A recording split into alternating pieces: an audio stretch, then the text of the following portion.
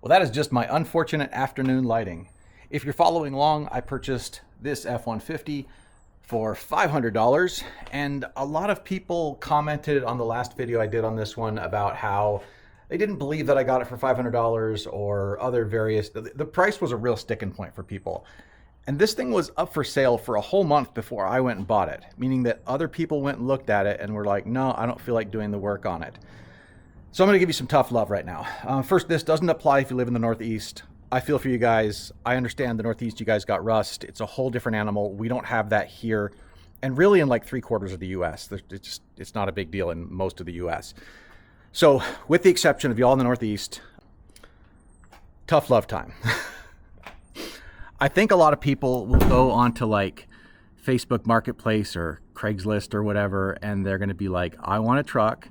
And they type into the truck, and then they're like, well, I mean, I need 4-wheel drive, right? And I need leather, and I need the V8, and it's got to have CarPlay, and it's got to be in really good shape because I need to be able to daily drive it like right away without putting any work at all into it. And yeah, suddenly it's expensive. If you set your sights a little lower, then you can get a cheap truck. Now, the cheap truck that you get for less than $1,000 is going to be a piece. It's got to be a piece. $1,000 doesn't buy you a drivable truck. But if you can put the work in, then you can turn it into something real nice on your terms. It's a blank canvas that you can paint however you want to paint it. And that's what I bought. And it's very achievable, as long as you have some basic luxuries in life. And I don't take it for granted that I've got a garage here. You know, I mean, I had to turn old before I could have this. Like, I didn't have a garage to work on cars when I was younger. I had to, you know, do oil changes at midnight in my apartment complexes because if I did it during the day, that wouldn't fly with the management, you know, that kind of stuff. And then like taking on a full-on project car was just not an option at that point. So yeah, I completely appreciate my position where I'm able to do this, but I'm not alone at it. So if you're in a position where you can do this, maybe think about it. If you're not in a position to do this, watch me do it. I mean, either way, we're having a good time here. So I'm going to pop the hood, and what we're going to do today is we're going to try out some stupid stuff. The oil in this truck is dark and gross, but there is no glitter at all in it. Even when I shine a flashlight through it, there's no glitter, which tells me that there's not really worn bearing material in there. The truck does have super low oil pressure, and it also has super low cylinder pressure.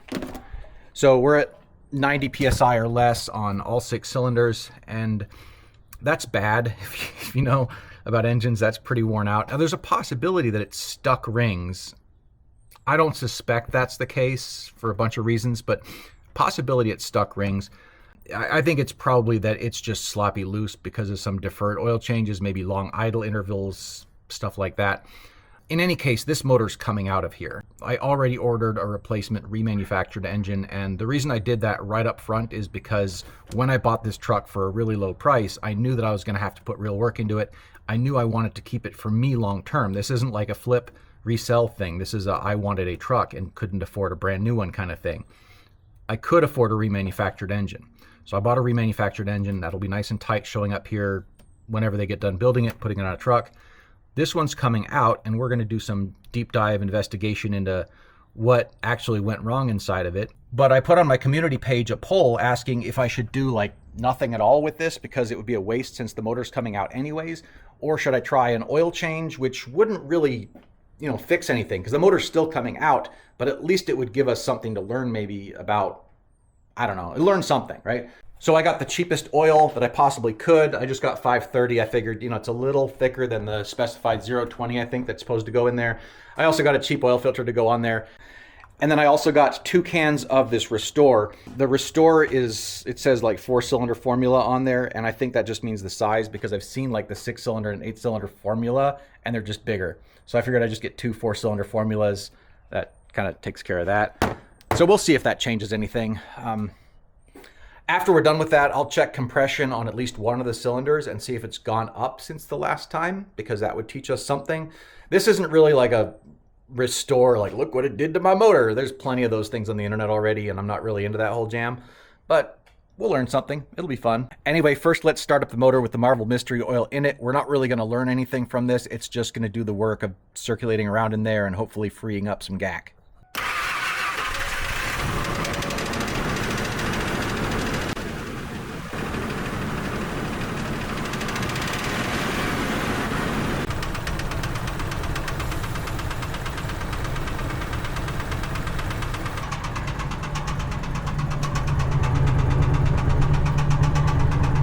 In case you were wondering, yeah, I let the engine get nice and hot, revved it up a whole bunch to let the marble work its way through there, let it cool down, had some dinner, changed clothes, and so now we're back out here. I'm gonna drain the oil. I'm also gonna drain the coolant because the coolant is gross and old. There's nothing really to learn from that. I just wanna get the coolant out of there so that when I'm doing this some more as I continue, I'm also gonna be flushing out the heater core because I don't wanna have to replace that. I haven't looked at the radiator yet to see what its condition is. I may or may not replace it, but we'll get everything flushed out anyways.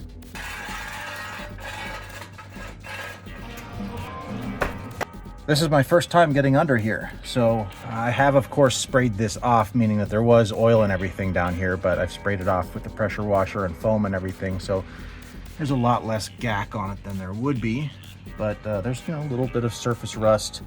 Definitely nothing to worry about. Looks like a Baldwin filter. We have no idea how old that thing is.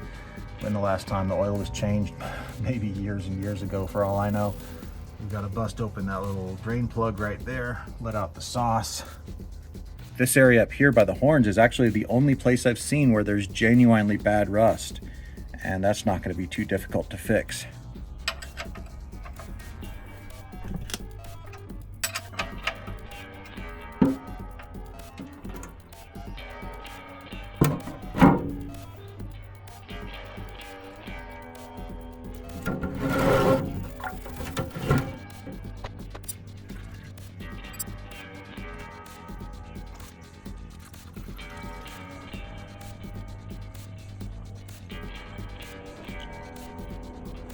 There's a couple solids in there, but it really doesn't strike me as a lot of just metal that doesn't need to be where it is.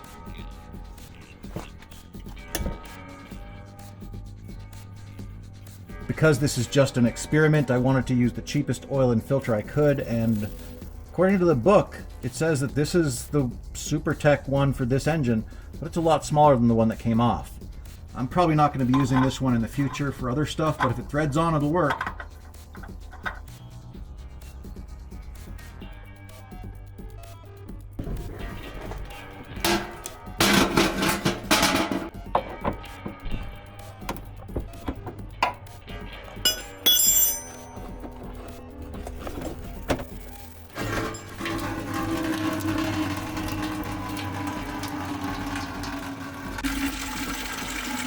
Now that we got fresh oil in there, I had the opportunity to check the brakes up front just to see what general condition they're in.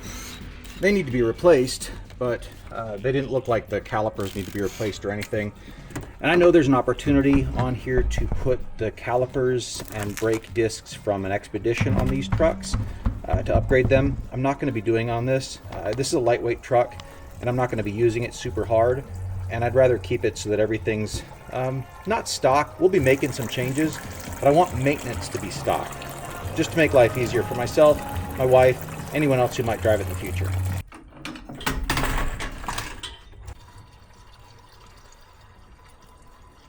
One thing that is tremendously difficult on every car and every truck is replacing the heater core. If you've ever paid for or done a heater core replacement yourself, they're not fun. They're like top 5 one of my worst things possible to have to do on a car. I hate it. And they're almost 100% preventable. That's the part that's extra frustrating, is they're such a hard job to do and they're so easy to prevent. If you never want to do another heater core replacement in your life, real simple. Distilled water. Replace your coolant every 5 years. No matter how many miles, just replace it every 5 years. I don't care what it says. If it says 10 years, do it every 5 years. Maybe push that if you know that it's like a really clean system, but 5 years is good. Distilled water or premix, which is mixed with distilled water. And the reason for that is that the antifreeze has these salts in them that are made to kind of neutralize the tendency to rust in your system, because your engine's made of a lot of different parts. There's aluminum, there's steel, there's iron, and all of those things have what's called galvanic corrosion that happens to them. It's basically where they form a battery, and the electrolyte that the battery is composed of is your coolant. And so antifreeze coolant has some sacrificial salts in there, and those sacrificial salts do the job of kind of like grabbing those electrons that want to try and make a battery and just precipitating them out as dust. And that's what kind of that white dust you'll find inside of a coolant system is. But if you just use hose water or tap water or drinking water or anything that isn't distilled water, then all the minerals that are inside that water are just going to use up those salts. And then you're going to have corrosion, and then you're going to have a leaky heater core, and then you're going to be real unhappy. So distilled water is hecka cheap. This is like $1.30 a gallon. So, I'm going to be flushing this thing out and then refilling it with it and then flushing it again with it. Over the course of all this, I'll maybe use like $15, maybe $20 worth of distilled, and then I won't have to touch it for 5 years. So distilled water is where it's at. Never use hose water in here, even just for a flush. The only time you might use hose water is if it's real nasty. Then, yeah, flush it with hose water and detergent and whatever else you're going to use to flush it with. Then do a couple of flushes with distilled and then put the good stuff back in.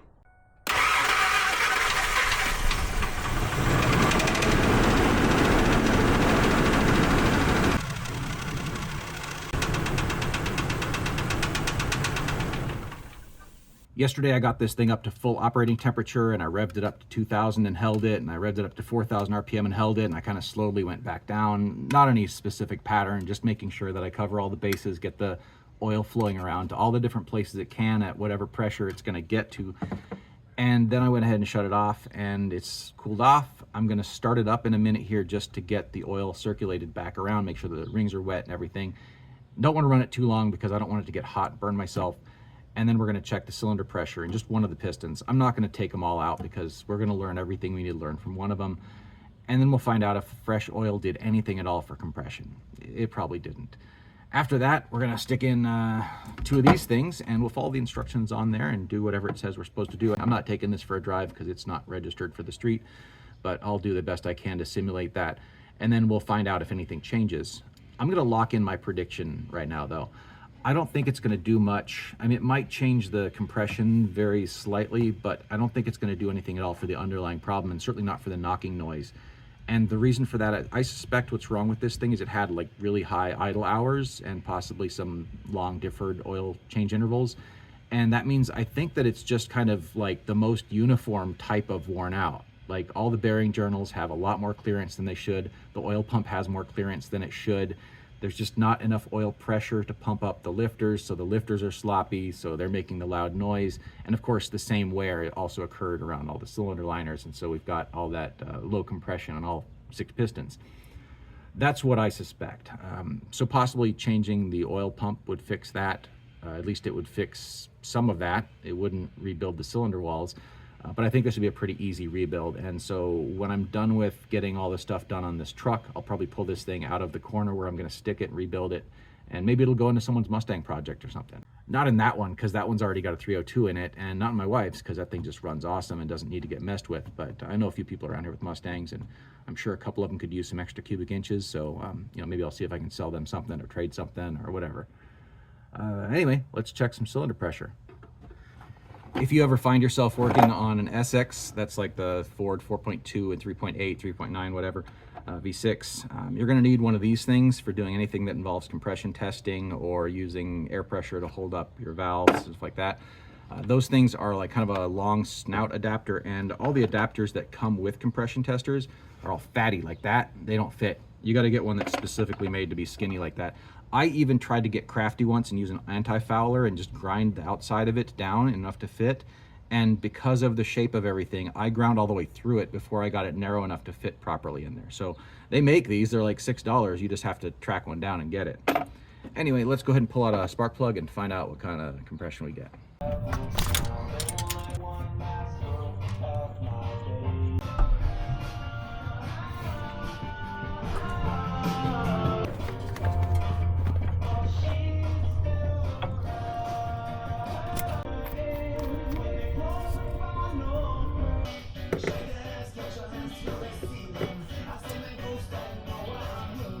I tried to get you a bit closer, but there was just not a great place to park the camera. So my highly detailed notes say that we were at 80 pounds on this one right here, thereabouts. So if we see anything significant above 80, that's a win.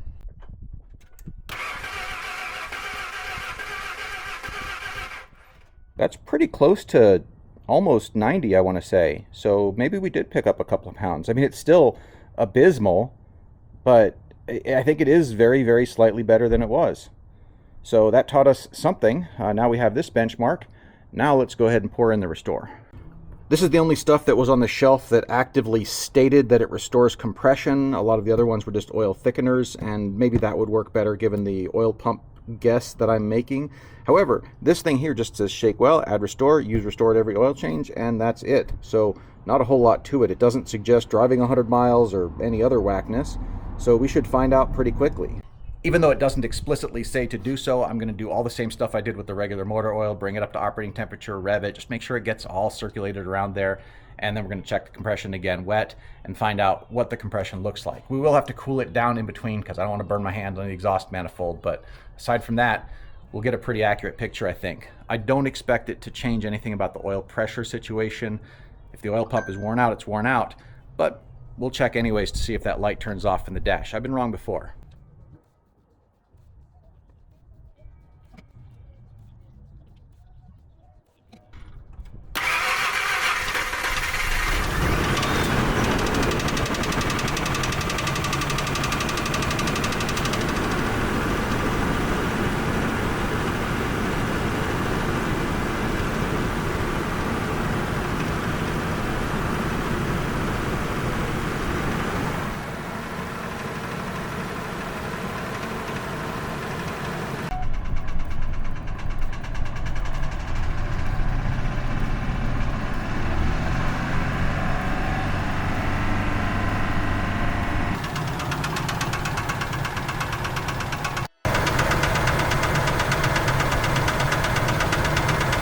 Nice. It's next day. Of course, we've had the opportunity to let the engine cool down, and I just started and ran it for about 30 seconds just to get the oil back up around the rings and everything. I didn't want to run it too long and get it hot and then me burn myself. Remember, at first I got about 80 pounds on that one easiest, most accessible cylinder, and then after getting it an oil change and running it, surprisingly, that went up. It seemed to have gone up maybe 5+ PSI. That's good. I mean, it's still bad, but it's still like less than 100 pounds, but so we stuck the Restore in there, we ran it up to operating temperature, I revved it for a while, I held it steady at 2K, I let it really work in there. It didn't say on the bottle I had to give it any particular anything, it just said add it with oil changes, so we got that going on in there. I'm gonna go ahead and check the compression on that same cylinder. We'll see if it's more. We're looking for something that's decisively above 90 for us to really be sure. Enough talk.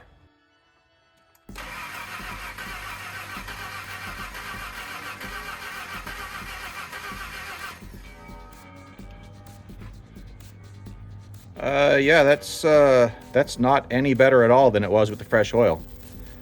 I got some birds out here that are trying to compete with me for volume, so I apologize for that. This number's not an improvement. I didn't expect it.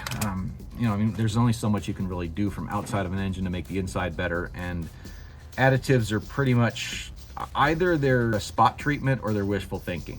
I guess with that said, we learned everything we need to learn from this thing here. I'm gonna probably not be doing a whole lot more on this particular truck for the next 3 weeks or so, because I'm waiting for the new motor to show up, and there's no point pulling this motor out. This will still move the truck a little bit, so if I happen to need to move the truck, this motor will move it, so why take it out early?